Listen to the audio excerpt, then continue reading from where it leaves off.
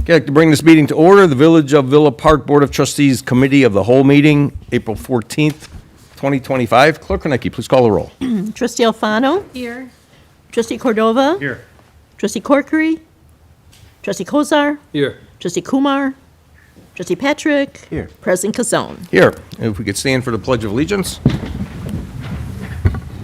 I pledge allegiance to the flag of the United States of America and to the republic for which it stands, one nation, under God, indivisible, with liberty and justice for all.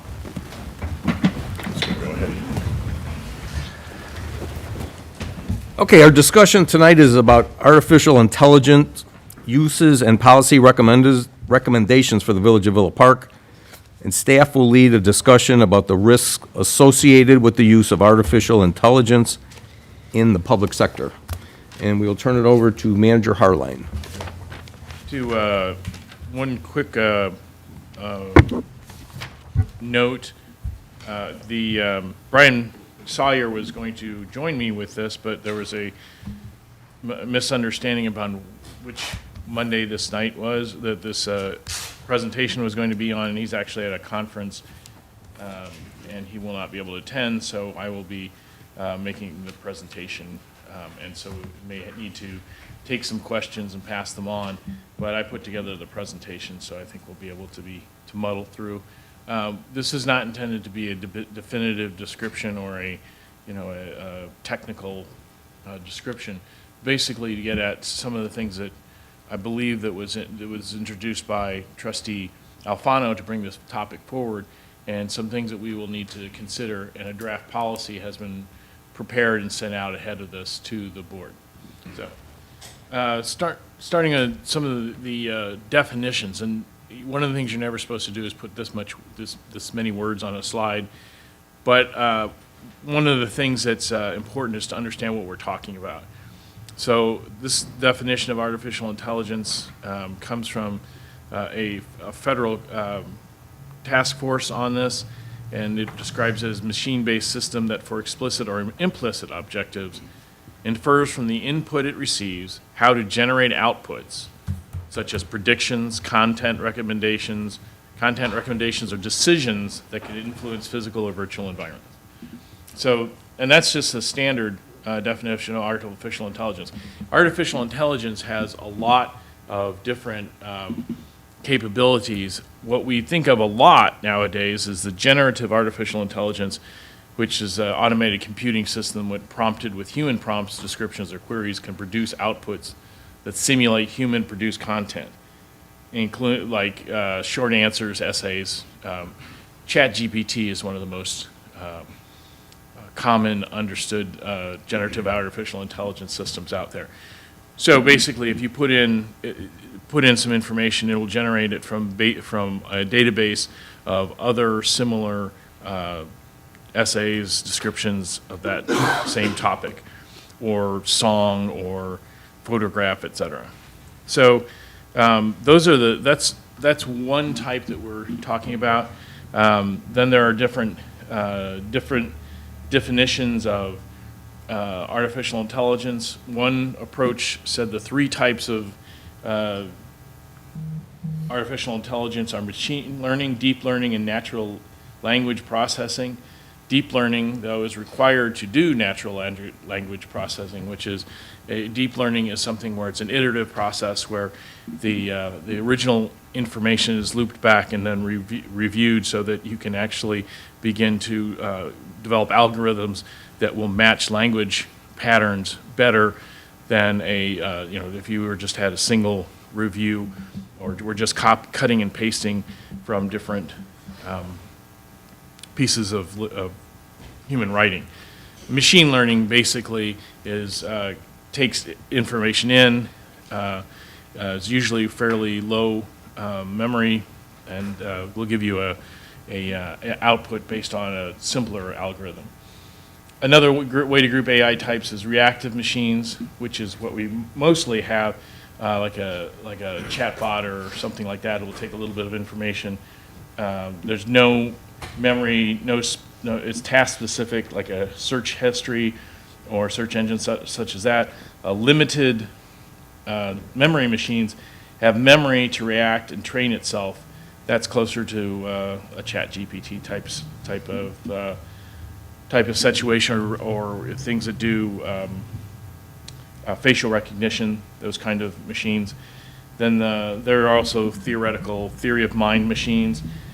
Those would be able to do deeper patterns like emotion and aware of others, and be able to predict behavior, predict activities or actions of other people or other machines or other creatures. Self-aware is even beyond that. Neither theory of mind machines nor self-aware machines exist. So self-aware machines would become aware of its own needs, and et cetera, et cetera. So it's a more of a theoretical type of AI for some time in the future. Common uses: ChatGPT, chatbots, voice assistants, Google search. You may not think of Google search as being AI, but if you used it any time in the last year, it's now incorporating their Gemini AI program. That means it's also learning. It's taking your input and putting it into its database, its algorithms. Autocorrect is a simple type of artificial intelligence. Facial recognition programs. Google Translate is a slightly more complicated artificial intelligence. And then there are lesser known types of AI, such as robotic buzzing bees that are actually being tried to create to be able to mimic the behavior of bees. Intelligent X, which predicting consumer preferences, and the AI toothbrush, which I didn't do a lot of research on, but I'm sure it basically learns how to brush your teeth with and get every different, so they get every corner of your mouth and you don't miss anything. So that's one of the other uses. So our uses: third-party software used by Public Works right now is robotics, road assessment and rating software. My Vision traffic counters that uses AI to count and categorize traffic as part of traffic studies. It can tell the difference between a passenger versus a truck, but passenger car versus a truck, pedestrians, bicycles. Believe that may be some of the technology that's being used on Ardmore right now. So it's calculating trip generations based on traffic entering and leaving the study area. So the study, as we go farther down Ardmore, will be stopping at Lufkin Park, and we'll be trying to get, instead of somebody sitting there for a day or at a particular time of day, it'll have 48 hours or so of data about who's crossing the street to Lufkin Park. Police are using facial recognition software, Axon, which includes software when you're redacting body camera data so that you blur out faces of people who are not part of the arrest or part of the incident, or have not. If you're going to share it with somebody and you want to maintain, they aren't, for legal reasons, you can't be showing their face. The Axon software will blur that out. It also, another one that you're probably very familiar with is the license plate reader programs. They will store license plates. They learn what license plates are associated with stolen vehicles and that sort of thing. So as the picture is taken of somebody going through Villa Park or another community, that database can pull out and recognize and send in real time to the police that they have spotted a vehicle that has the plate from a stolen car. So, and then there's various others that are used by various members of the community, our community, ChatGPT, Microsoft Copilot. One thing that I'm going to pick on Rivas and his group, the police, just a little bit. I was talking to Brian about this. Grammarly is an example of one of the softwares that will help you fix your sentences, use better grammar, punctuation, spelling. But if you're using an open source type, it's also bringing that data into its database. And so the police have been sworn off using Grammarly because police reports could be, or other places can, that's just one that's been off for a while. So they can take your information and put it in their database. So the Scoop, the virtual assistant on the Civic website, is an example of artificial intelligence. I don't think it's been disabled. It has not been terribly successful. It did not learn very well. That's what we found.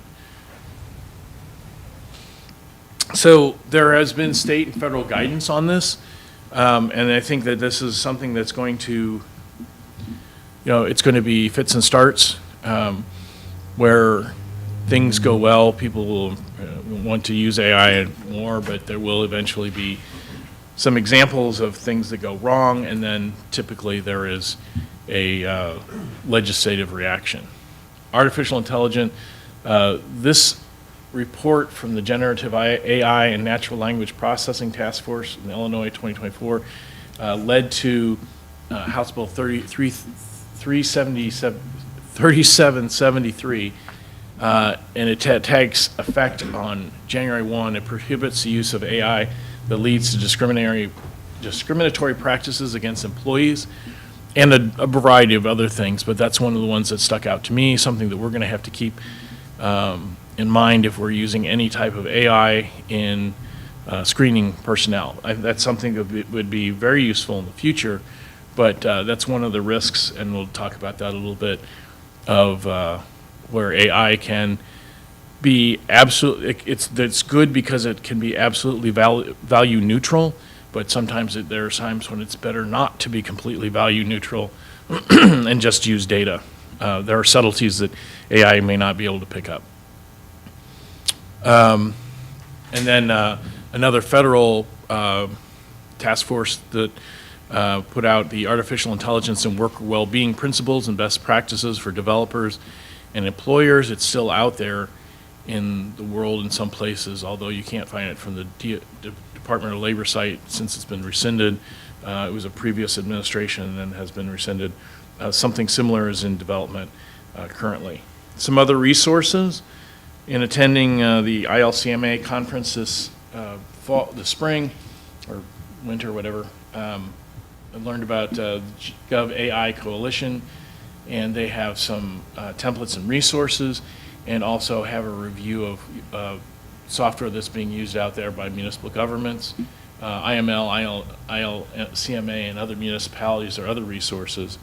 When I briefly talked to some of the other communities around here and what they are doing, I got some, there are some communities that are developing AI policies, including Addison and Oak Brook, that shared with us, and we modified our policy based on some of the things that they had in their AI policies. So some of the risks, and yeah, I'm getting through this pretty quickly. I could slow down a little bit. Of artificial intelligence, obviously the one we've already talked about is loss of data privacy, because some of these programs, especially the open source ones, they're trying to learn. So when they're trying to learn, they're taking your information and incorporating it into their database, so that they can produce responses that are more useful to people. So the more that they capture, the more instances of language that they learn, the better their algorithms are going to be. But that requires them to capture your data. If you own, go ahead. If it's owned software, usually you can prevent some of that loss of data privacy. Algorithmic bias, the algorithm is as good as the people who start it, and then how it's set up. This is one of the things that is a concern with the Illinois task force, is that the algorithms may either through the specific use of language or some other parts of the algorithm make it more difficult for certain people to access the information, or if it's in a process of hiring, it may give advantages to some people over others, or may select for certain answers in, if you're posing questions out there. I know there's also a lot of uses now of video responses. So those, depending on how the more you put AI and do not have a human review of the, use of the algorithm, the more risk you have of algorithmic bias. Transparency, most of the algorithms are proprietary or, almost impossible to ferret out unless you are a, high-level programmer. So there's sometimes, it's a, black box, you put something in, get something out, but you don't know what the process is. And then workforce impact, which is somewhat redundant with algorithmic bias, but you can have, if you use AI extensively in HR functions, you can have some, I'm sorry, and the other part of that, the workforce impact is it can take away jobs from people who are already doing some of the tasks that the AI will do, and especially as it gets more and more into robotics and the ability to replace some of the physical labor people do. So that's something to consider, and something that the Illinois Task Force and the federal task force were also considering when they looked at some of the things that that could happen. And then, one of the things that as we get into talking about insurance, I talked, depending on what the tasks are being conducted by artificially intelligent, either machine or just a computer software, it can have different risks. For example, a self-driven car, there have been accidents with self-driven cars that have hit individuals, who hit pedestrians. So, that creates, there's physical risk in some of these things. As you introduce robots into a workplace, if a robot is using a tool that can, injure somebody, you're going to have to make sure that there is protection and not assume that the robot, you have to assume all the possible malfunctions. So, just like a self-driving car. So artificial intelligence there's not a specific coverage by IRMA, but coverage does contain but it does not contain any exclusion in our cybersecurity coverage. So the use of AI would be under our current cybersecurity insurance. First-party coverage which is first-party coverage to provides for limited cyber coverage. Public officials liability coverage contains an exclusion for cyber coverage. So, don't give away state secrets with AI. And we can talk more in specifics if you have questions about that. The ARMA currently has artificial intelligence as a specific topic that's under review for the upcoming renewal on November 1, 2025. So some general policy recommendations that came out of, I think I stole this from the IML presentation. Assess your AI readiness. What are you ready to put into to practice, and working with consultants like with the Ardmore project. It suggests start small so that you can see what the results of the use of the technology is before you get too deep into it, or before you have so many things going on that you're beyond the capability of our very small IT team to manage it. Build AI teams. It's always good to have. We used to have a very active computer team or technology team that may be valuable to reboot that, so to speak. And prioritize data quality. So, one of the big buzzwords 5 or 10 years ago was big data. You can collect a tremendous amount of data using AI algorithms, AI machines, but if you have nothing to produce good data quality out of that, that's not terribly useful. So what they're suggesting is that you prioritize the data quality over data quantity, or to get get value out of what you spend and to, be able to effectively improve decision-making. So these are the policy recommendations in the draft policy that were sent to you. So, and first and foremost, protecting confidentiality. Village has numerous private records, whether, from personnel records that have social security numbers to data for utility billing, which could affect people's credit rating. And of course, police and fire have a variety of data which needs to remain confidential. So when we're using any kind of AI, we need to take first into consideration where we are required to keep confidentiality. Avoid personal identification and information identification disclosure. So find out ways that whether it is to the public or more likely to a private source that is gathering data through the use of the AI, to be careful that we don't disclose personal information identification. Very similar to number one. Validate accuracy. You can get an answer that if you have an algorithm that's off, and you can get some data that comes out and says, something that just doesn't make sense if you stop and look at it.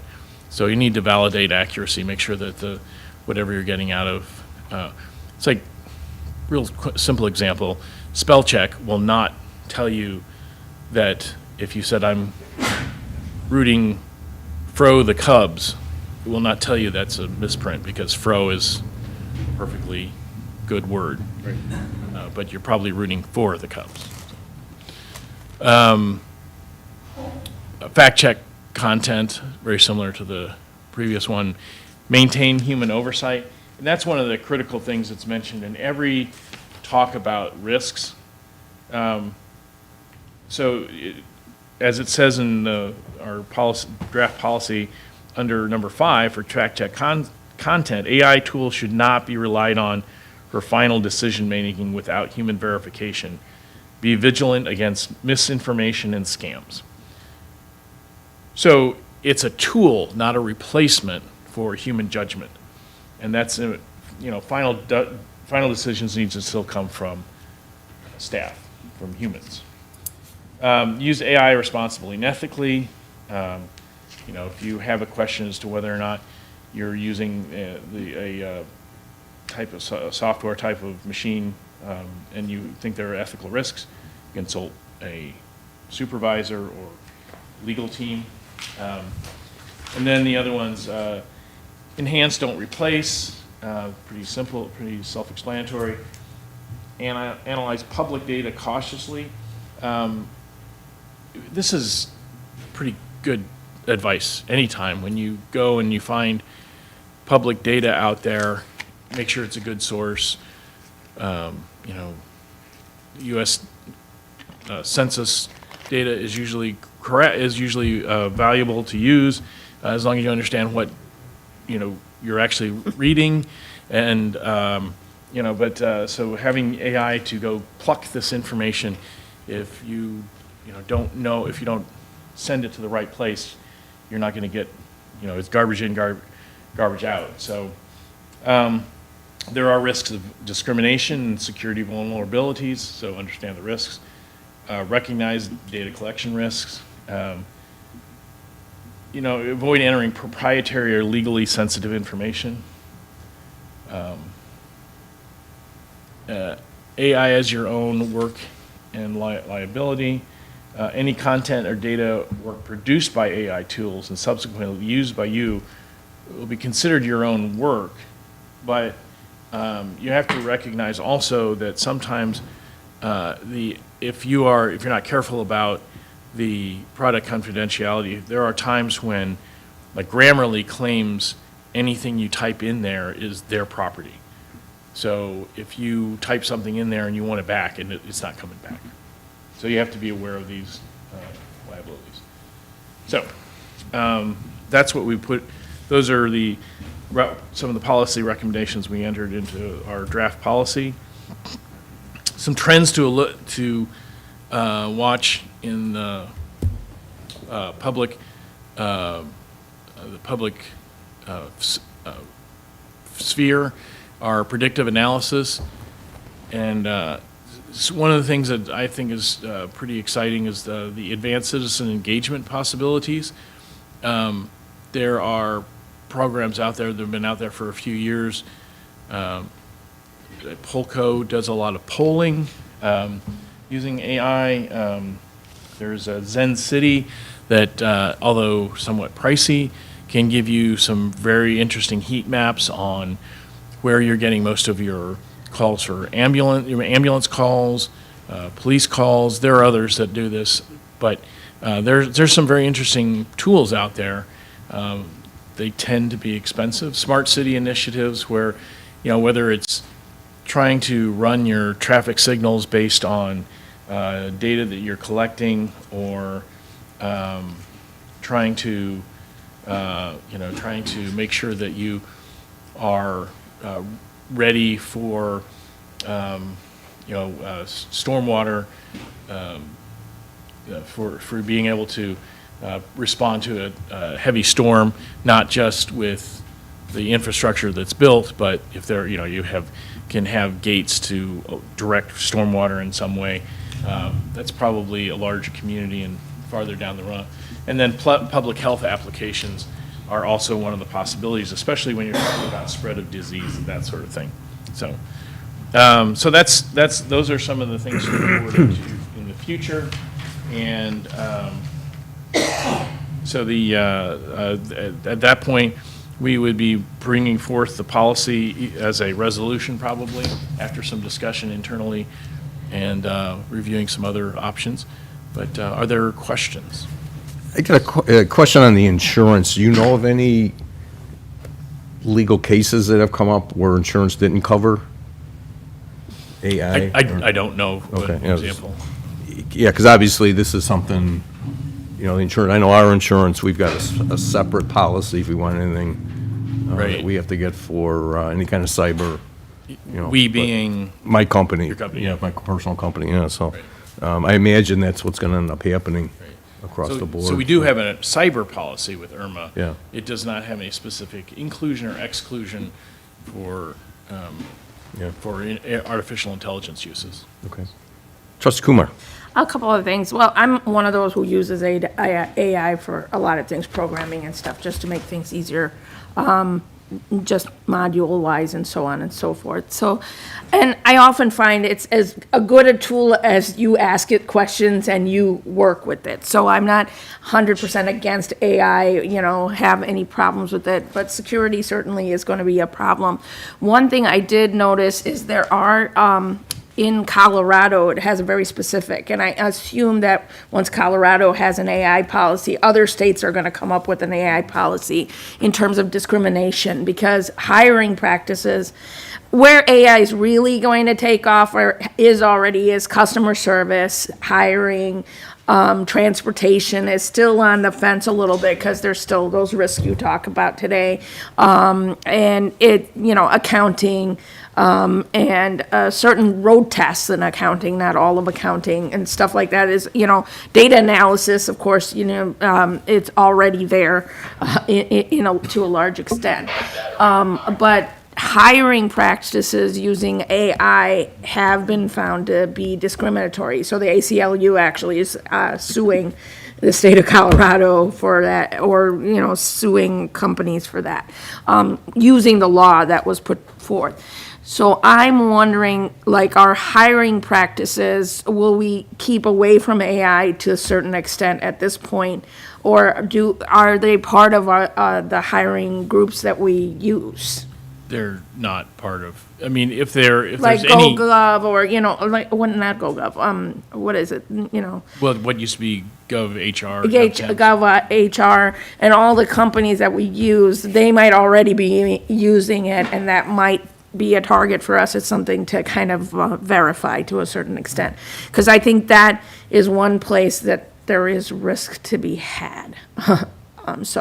And we use, they're going to use things to vet individuals, but then there could be discrimination based on what people write on their profiles. Right. Yeah. I mean, go back, talk about. And that's, I mean, AI, that's where it's really, because you have the AI machines that go through and tell you, okay, these are your candidates and these are not, pretty much, and they clarify. And so that's one thing that I assume is going to become a problem in the future, given that it's already happening in some states. So that's one thing. But I think personal use of AI to do little tasks or whatever, as long as we're not giving off our information as a part of that, that should not be an issue. If you're doing a Grammarly check on what you write, is that a super problem Do you want me to? Yeah. Okay. for within Villa Park? Yes. Well, we've stopped using it in the police department for that reason, because theoretically, you could type in a police report and they would have it. So, yes, there are times because Grammarly, when you type something in, they consider it their property. So that's the only specific example. I promise I'll pick on anyone, but that really kind of, when Brian was talking to me about that, at first it seemed so innocent, but it's not. I mean, what they do with it, I have no reason to believe that the Grammarly people are going to do anything untoward with that, but that data but is shared with somebody that shouldn't be a shared. data breach can happen between Grammarly and elsewhere, and we don't know what that person's going to do with Sure. that data. That's the issue, actually, in many of these things, the data breaching, right? So, okay, I'm just curious. Okay. Anyone else? Any other questions? We're not using Signal, just in case you want to. Okay, it's fine. Sorry. Other questions? Okay. Any public comments on our discussion this evening?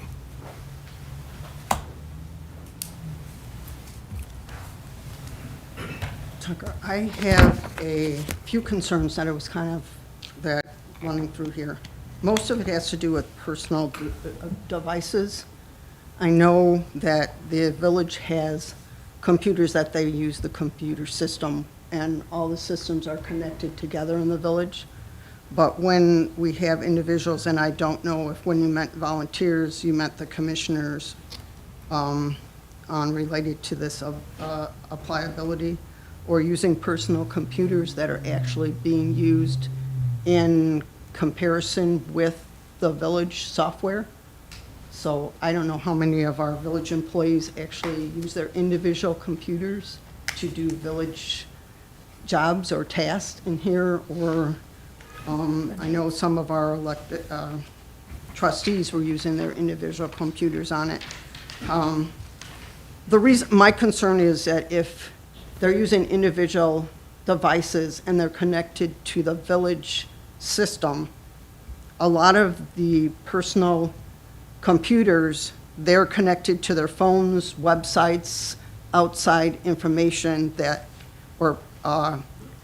like you brought up, grammar thing, that could inadvertently give out PI information, individual identity and other things, because if you've got a computer, just Facebook, or you use hand on your thing, the AI can pull information off your individual computer and throw it onto the village site, which would pull out individual information and start from there.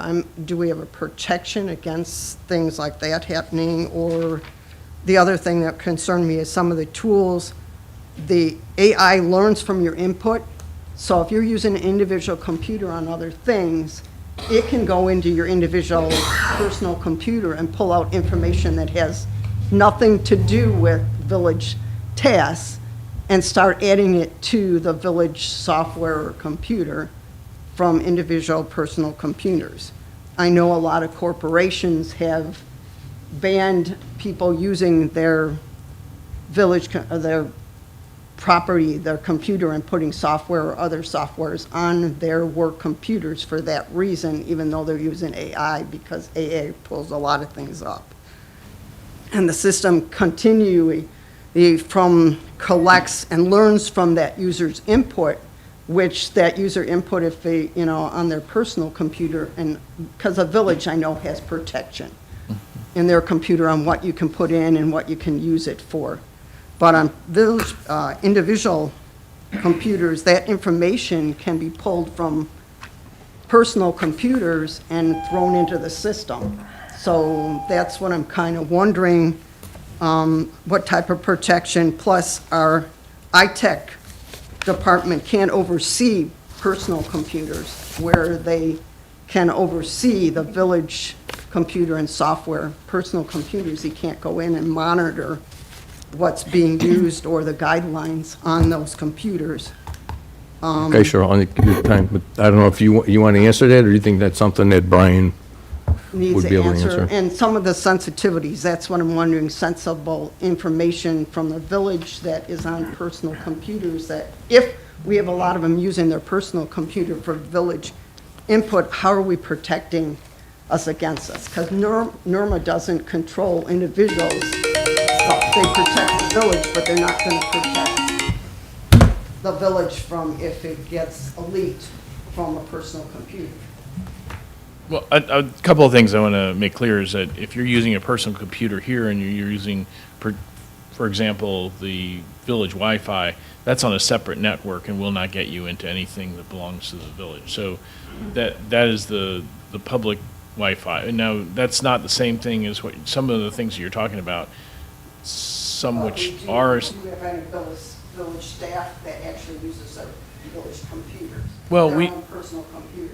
Well, there are people who use their own smartphone, which is a computer, which will, and they can be, if they're, if they're allowed by IT, and then they are, required to be monitored by IT, but you can get your computer, your personal phone, in some instances, if you're, in the right position in the organization, to get information off the website or the village network, but primarily you're getting things just through the internet, through the web. So you can get a lot of, so if you can get access your email in a cloud-based system, and that's typically how we would set somebody up who wants to use their personal phone for work with the village. So my computer, which is a village computer, when I'm at home and I'm working on the village, I'm using a VPN to get in, or I'm working on the internet, which is separate from, it's a cloud-based system with the cloud-based protection. So we're very cognizant of not letting bring your own device into the village and accessing the village network. It's rare that we allow So somebody. this AI won't be able to be used on that system then? Well, you have to have you have to have a connection.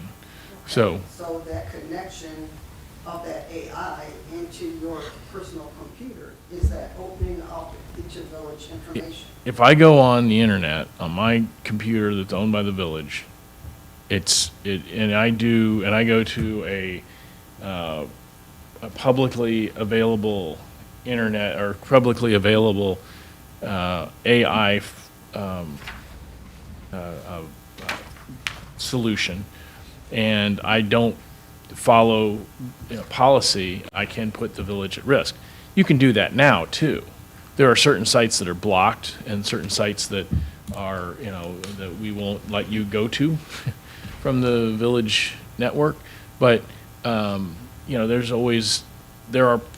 you don't have to have, AI isn't the only reason that you can get, that you can do things that could damage the village system, but we have a firewall, we have policies, and then, we do have, the reports are generated and sent to IT. So if you're doing something that you're not supposed to be doing on the web or, in the internet, it's going to show up and somebody's going to come and tap you on the shoulder and say you shouldn't be doing that anymore. The AI part of it is a little bit more difficult. So if you can get access Grammarly from your computer, like I was saying, you can give them data that you're not supposed to, but that is not, so the AI function just adds to some of the risk, but there are many of those functions that are not allowed through our IT system. I mean, if you want to go to some of these AI sites, they'll be blocked specifically. Okay, thanks, Matt. Yeah. Okay. Okay, anyone else? Yeah. Steps in line. Yeah. Protect that if they're outside. Yes, yes. Okay, anyone else? Any other questions? Okay, seeing none, we have a motion to adjourn from our COW. Trustee Cordova, do we have a second? Trustee Kumar, okay, all in favor? Aye. Aye, any opposed? Okay, we will close and we will have our regular meeting at 7 o'clock. Thank you, everyone, for showing up.